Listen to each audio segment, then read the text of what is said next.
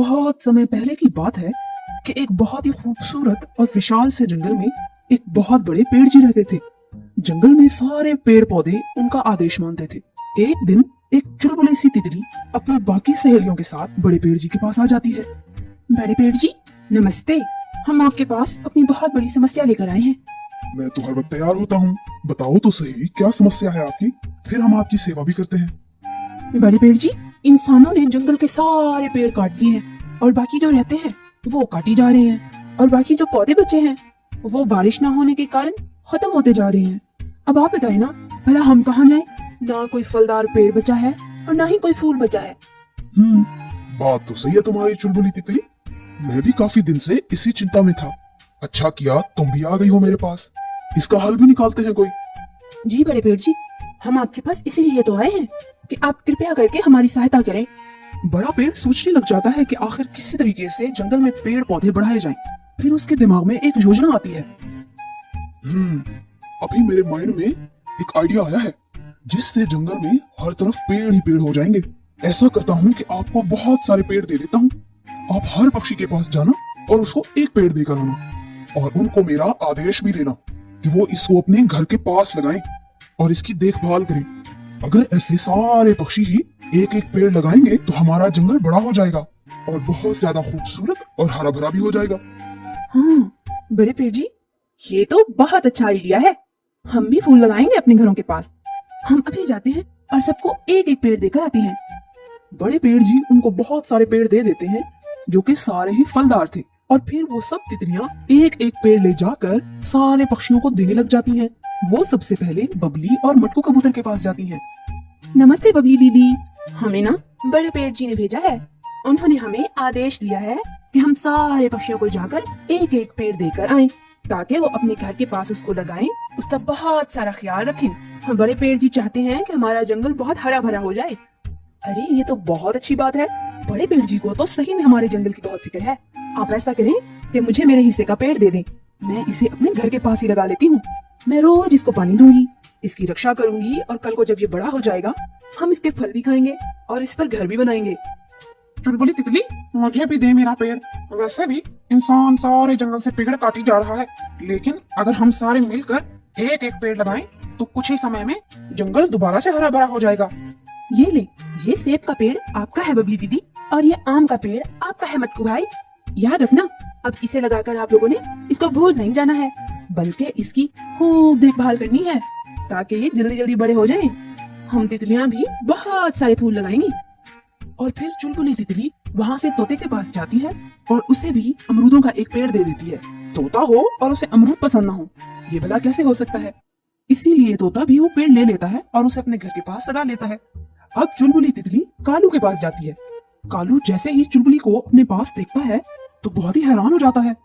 चुलबुली तितली, आप मेरे पास, खैरियत तो है ना? जी जी कालू भाई, खैरियत ही है। मुझे बड़े पेड़ जी ने भेजा है आपके पास।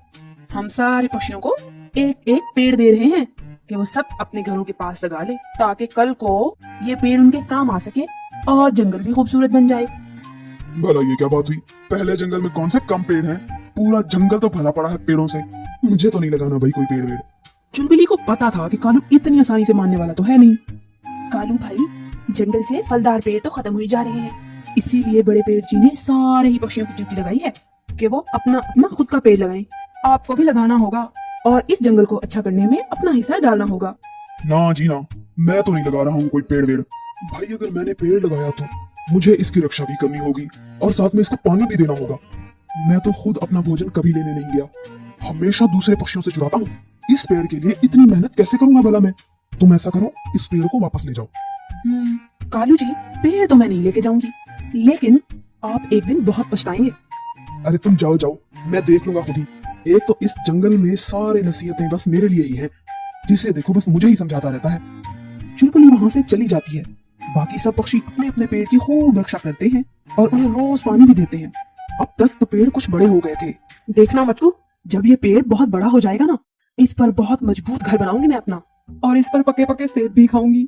हाँ ना, मेरा आम का पेड़ बहुत अच्छे से फल फूल रहा है, देखना उस पर भी बहुत पक्के पक्के और मीठे आम लगेंगे, फिर हम सब मिलकर खाएंगे।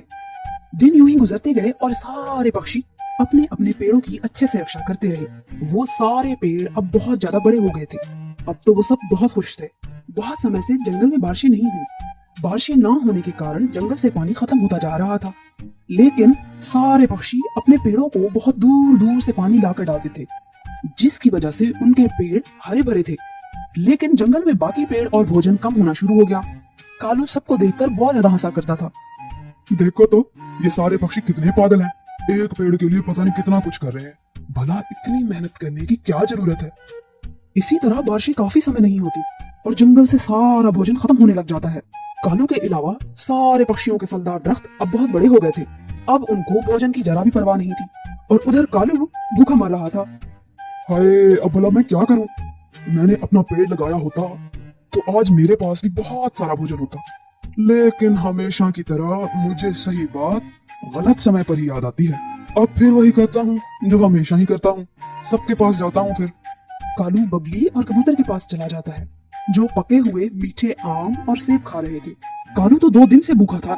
इतने पक्के फल देखकर उसके मुंह में पानी आ जाता है। देखो, मैं जैसा भी हूँ ना, आप सबका दोस्त हूँ। थोड़े फल मुझे भी दे दो ना। मैंने बड़े पेड़ जी की बात नहीं मानी थी और अब भुगत भी तो रहा हूँ ना। कालू भाई, आपने तो हमारा बहुत मजाक बनाया था, लेकिन आप शायद भूल गए हैं कि हमारी मेहनत कभी भी जाया नहीं जाती है। वो कभी ना कभी हमारे काम जरूर आती है। जी जी, समझ गया। इसीलिए तो आप सबके पास आया हूँ मैं। चलो फिर हमारे साथ मिलकर बड़े पेड़ जी के पास चलो और उनसे माफी मांगो। फिर वो बादलों को आदेश देंगे तो बारिश भी हो जाएगी। और फिर वो सब मिलकर बड़े पेड़ जी के पास चले जाते हैं। बड़े पेड़ जी कालू को माफ कर देते हैं और बादलों को आदेश देते हैं कि जाकर पूरे जंगल में बारिश बरसाएं, ताकि पूरे जंगल से भोजन की कमी दूर हो सके। हमें सीख मिलती है कि हमें कभी भी मेहनत से भागना नहीं चाहिए और हमें अपने इर्द गिर्द ऐसे पौधे लगाने चाहिए जो छांव के साथ साथ फल भी दे। कालू, सारा दिन यहीं घर में पड़े रहते हो। बाहर जाओ और कुछ कमा कर लाओ। बबलू को देखो, सारा सारा दिन काम करता है और बबली को बहुत अच्छे अच्छे गिफ्ट्स भी ला कर देता है। और एक तुम हो कि हिल के राजी नहीं हो।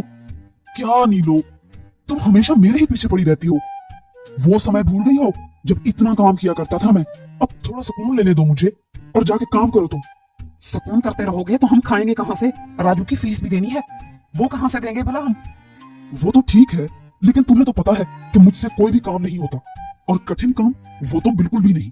कोई ऐसा काम बताओ जिसमें मुझे ज्यादा मेहनत भी नहीं करनी पड़े और पैसे भी आते रहे। हाँ ना, एक काम है ऐसा।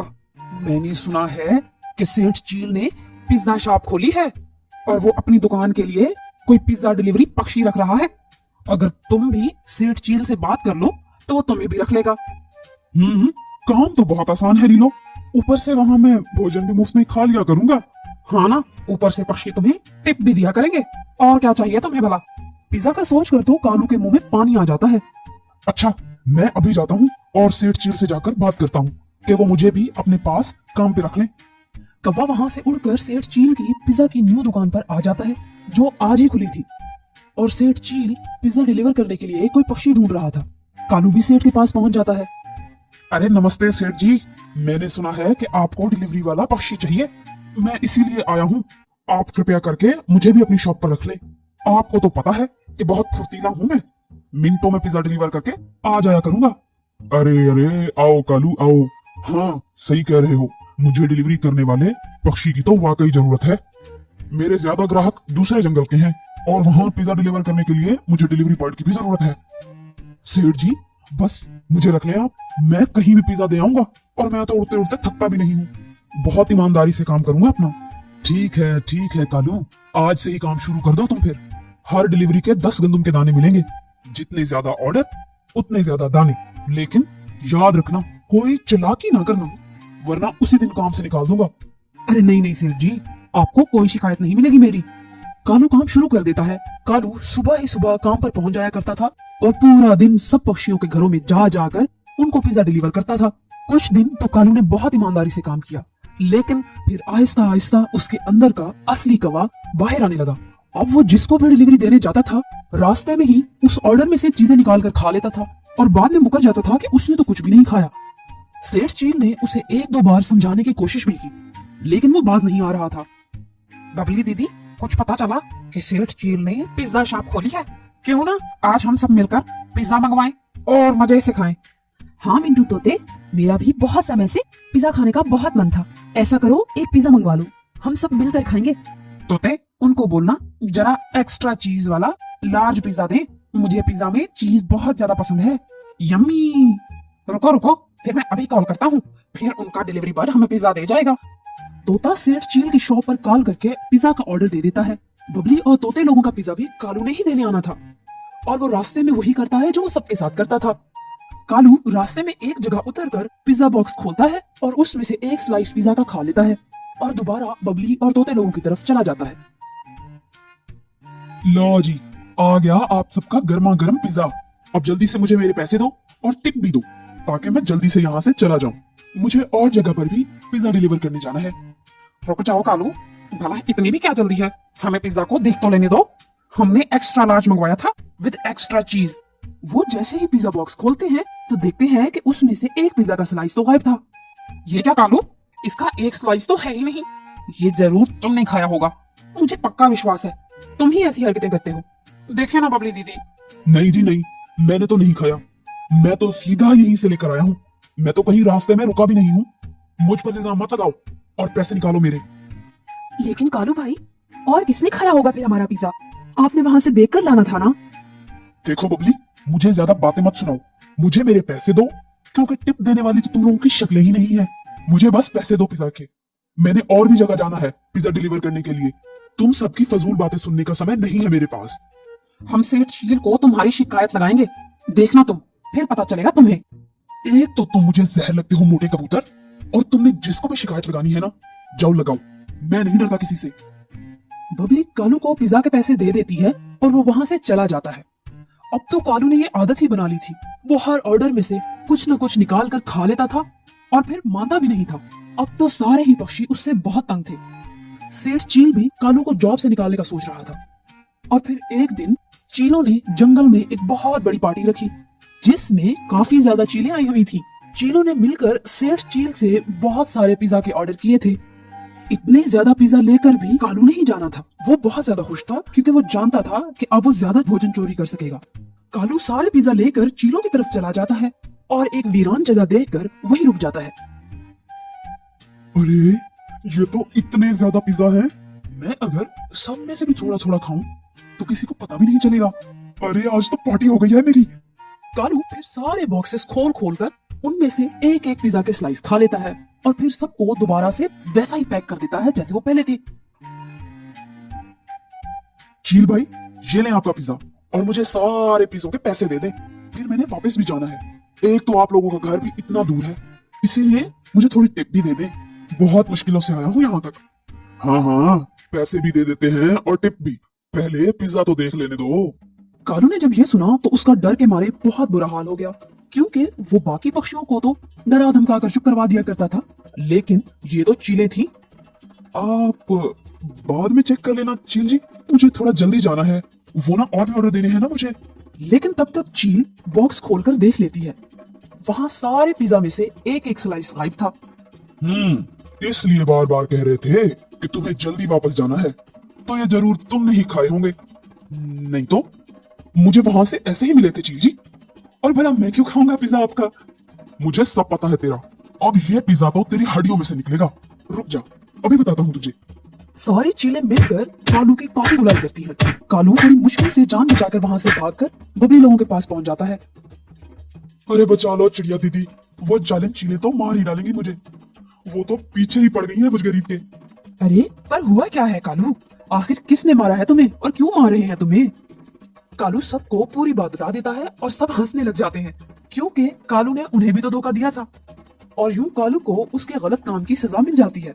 हमें इस स्टोरी से सीख मिलती है कि हमें कभी भी कोई काम गलत नहीं करना चाहिए, और जो भी काम दिया जाए उसको ईमानदारी से करना चाहिए, वरना उसका नुकसान बहुत ज्यादा हो सकता है।